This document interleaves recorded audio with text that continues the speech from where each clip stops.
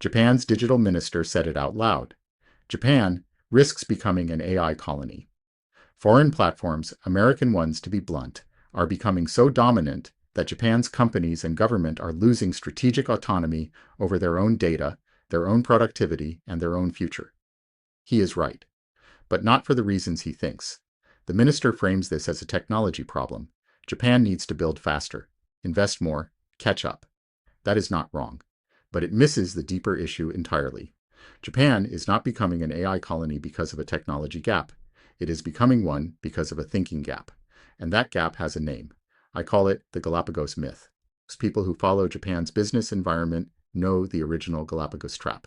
Japan innovates brilliantly in isolation, refines that innovation to extraordinary levels for the domestic market, and then gets leapfrogged by the rest of the world, because the innovation was never designed to be global. I-mode is the textbook case. NTT Docomo launched the world's first mass-market mobile internet in 1999, years before the iPhone. By the end of 2000, 17 million subscribers. Engineers had built something technically extraordinary. And then the open web arrived. The iPhone arrived. And I-mode became a cautionary tale. Not because the technology was bad, because the mindset behind it was insular. That is Galapagos Trap 1, building something brilliant for Japan, only to have the world pass you by. But there is a Galapagos Trap 2. And this is the one Japan is falling into right now. And it is the more dangerous of the two. Trap 2 is not over-succeeding domestically. It is failing to build anything at all. Because leaders have convinced themselves that global platforms are too dominant to challenge, that Japan is too unique to compete on the same terms, and that nothing can be done about it. It is, in Japanese, a shogunai mentality. Or in English, mentality of nothing can be done. That is the Galapagos myth. And it is self-imposed. I encounter the Galapagos myth constantly in my work with CEOs across Japan. It takes a dozen different forms. But the logic is always the same.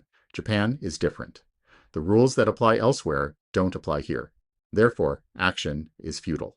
In organizational change, it sounds like, we can't move faster because this is Japan. In sales, it sounds like, our customers won't accept a new approach because of Japanese culture. In AI, it now sounds like, we can't compete with OpenAI or Anthropic. They have too much of a head start. Every one of those statements has the same function. It provides permission not to act. The Galapagos myth is not a description of reality. It is a rationalization for inaction dressed up as cultural insight. And it is particularly insidious because it is often delivered by smart, experienced people who genuinely believe it. Here is what I know after decades of working in Japan. The companies that buy into the Galapagos myth stagnate. The ones that reject it, Rakuten, fast retailing, SoftBank in its early years, build things that matter. Not because they pretended Japan wasn't Japan, but because they refused to use Japan as an excuse. Now, what does an AI colony actually look like? An AI colony is not a country that uses foreign AI tools. Like every country in the world, Japan uses foreign technology and runs on a globally integrated technology stack. Foreign chip designs, foreign fabrication, foreign enterprise software. That is not colonization. That is commerce. An AI colony is a country whose leaders have decided, consciously or not, that they are not the kind of people who build the things that matter, where the default assumption is that the important work happens elsewhere, and Japan's role is to adopt, adapt, and implement. That default assumption is the Galapagos myth applied at national scale. The good news, and there is good news, is that Japan has everything it needs to reject that assumption. Extraordinary engineering talent, institutional depth in healthcare, manufacturing, robotics, and logistics.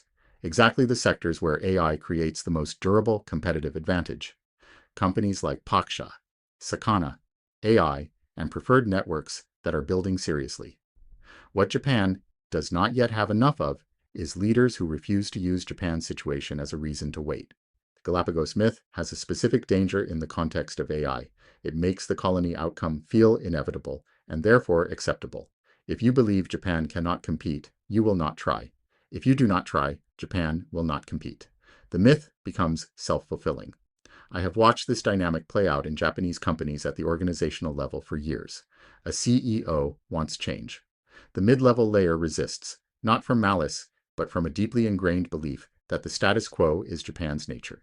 The CEO facing that resistance and believing some version of the myth himself, backs down. The organization calcifies. Nothing changes. The same dynamic is now playing out at national scale, with AI as the forcing function. The minister's warning is right, but warnings are not strategies. The question is not whether Japan risks becoming an AI colony. The question is whether Japan's leaders, in business and in government, are willing to act as if that outcome is unacceptable and avoidable. History says they can. Japan went from feudal isolation to industrial power in 40 years, from wartime ruin to the world's second largest economy in little more than 2 decades. Japan's leaders have done extraordinary things when they refuse to accept the limitations others imposed on them. The Galapagos myth is a limitation Japan imposes on itself: disrupt or be disrupted. In this case, being disrupted means becoming exactly what the minister fears: a country that runs on someone else's intelligence, someone else's data, and someone else's terms. That is a choice, not a fate. I'm Stephen Bleistein. If this kind of thinking resonates with you, strategy, leadership, and what it really takes to grow a business in Japan, please subscribe. I publish new content every week, and I would love to have you in the conversation.